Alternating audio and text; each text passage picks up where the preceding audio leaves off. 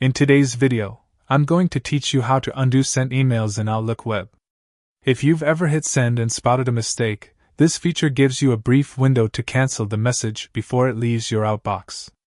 It's a short delay rather than a true recall. Start by opening Outlook on the web and clicking the gear icon in the top right to open Settings. Scroll to the bottom and select View All Outlook Settings. In the Full Settings window, choose Compose and Reply, then scroll down to the section labeled Undo Send. Use the slider to select how long Outlook waits before sending your email, 5 or 10 seconds. Pick 10 seconds for more breathing room, and make sure to click Save. After sending an email, watch the bottom of your screen for the Undo button, visible only for the seconds you set. Click Undo immediately to stop the message. Outlook cancels the send and moves it back to Drafts. From Drafts, open the email, make edits, add attachments, and send again when ready.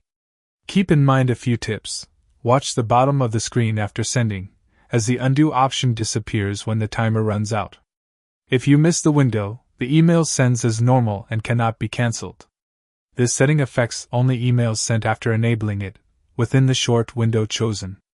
To summarize, enable Undo Send by going to the gear icon, view all Outlook settings, compose and reply, scroll to Undo Send, select 5 or 10 seconds, and click Save. Then, whenever you send an email, click the Undo button within that time frame. The message returns to Drafts for editing before sending again.